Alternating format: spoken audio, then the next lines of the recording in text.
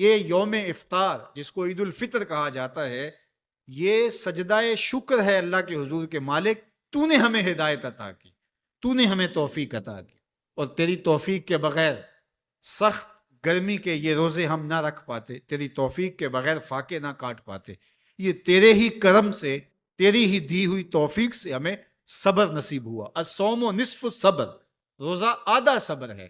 تو جس نے توفیق دی، اب اسی کا شکریہ ادا کرنے کے لیے ہم کھلے میدان میں، ہم مرکز میں، ہم مسجد میں، ہم مختلف جگہوں پہ جمع ہوتے ہیں اور جمع ہو کے اس بات کا اعلان کرتے ہیں، مالک میری توفیق بھی تیرے کرم کا صدقہ، یہ قدم اٹھتے نہیں اٹھائے جاتے ہیں۔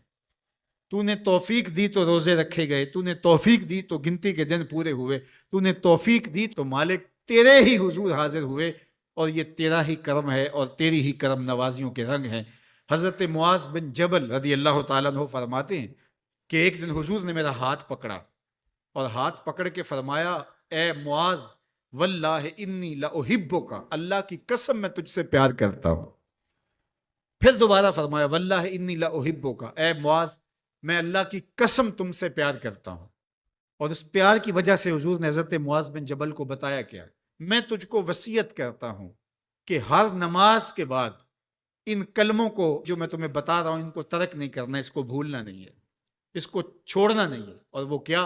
اللہم اعنی علی ذکرک و شکرک و حسن عبادتک، اے اللہ مجھے توفیق دے اپنی عبادت کی، مجھے توفیق دے اپنے ذکر کی، مجھے توفیق دے اپنا شکر ادا کرنے۔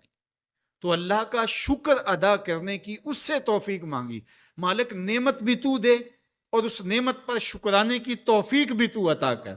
اور اللہ فرماتے ہیں میری دی ہوئی نعمت پر میرا جب تم شکر ادا کرو گے میری دی ہوئی توفیق کے ساتھ، تو میں تم سے عہد کرتا ہوں لئن شکرتم لازیدنکم، میں تمہیں اور زیادہ عطا کروں گا۔ اللہ اکبر، شکریہ سے نعمت میں اضافہ ہوتا ہے، نعمت میں برکت ہوتی ہے۔ ایک دوسرے مقام پہ کتنی خوبصورت بات ارشاد کی، ما یفعل اللہ بعذابکم ان شکرتم و آمنتم، اللہ فرماتا ہے کہ وہ تمہیں عذاب دے کے کیا کرے گا اگر تم شکریہ ادا کرو اور ایمان لاؤ۔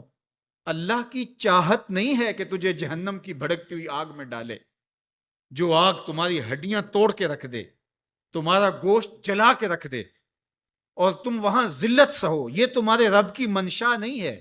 وہ یہ چاہتا ہے کہ تمہیں جنت کی بہاریں نصیب فرمائے۔ یہ تمہارا عمل ہے کہ تم عذابوں کو خرید رہے ہو، تم عذابوں میں چھلانگے لگا رہے ہو۔ اس کی مرضی کیا ہے، اس کی رضا کیا ہے کہ تم شکر ادا کرو اور اس پر ایمان لاؤ، تو وہ تمہارے گناہ بھی معاف کر دے، تمہارے درجے بھی بلند فرمائے۔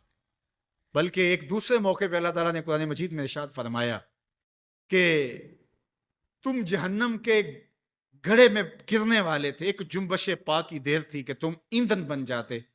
کہا کہ میری نعمت کا شکر ادا کرو کہ جس نعمت نے، اس نعمت سے مراد محمد عربی صلی اللہ علیہ وسلم، تمہیں جہنم سے نکال کے جنت کی راہوں پہ ڈال دیا۔ تو ہمارا رب ہمیں بخشنا چاہتا ہے، ہمارا رب ہماری مغفرت کرنا چاہتا ہے، ہمارے گناہوں کو معاف کرنا چاہتا ہے۔ رحمت رب بہانہ می جوید، اس کی رحمتیں بہانہ تلاش کرتی ہیں، اور بندوں کو بخشنا اسے بڑا پسند ہے۔ تو وہ کتنا کریم ہے، کتنا کریم ہے، کتنا کرم فرمانے والا ہے، کتنا رحیم ہے بندوں پر۔ جب بندے عیدگاہ کی طرف آ رہے ہوتے ہیں اور چیخ چیخ کے کہہ رہے ہوتے ہیں اللہ اکبر اللہ اکبر لا الہ الا اللہ واللہ اکبر اللہ اکبر وللہ الحمد اللہ اکبر لا الہ الا اللہ واللہ اکبر اللہ اکبر وللہ الحمد اللہ اکبر لا الہ الا اللہ واللہ اکبر اللہ اکبر وللہ الحمد۔ تو اللہ فرشتوں سے فرماتا ہے کہ کیا مزدوری دی جائے اس مزدور کو جو کام پورا کرے؟ تو وہ کہتے ہیں مالک اجر تو پورا ہی ملنا چاہیے۔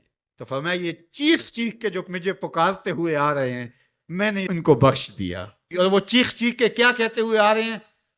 اللہ اکبر لا الہ الا اللہ واللہ اکبر اللہ اکبر وللہ الحمد اللہ اکبر لا الہ الا اللہ واللہ اکبر اللہ اکبر وللہ الحمد.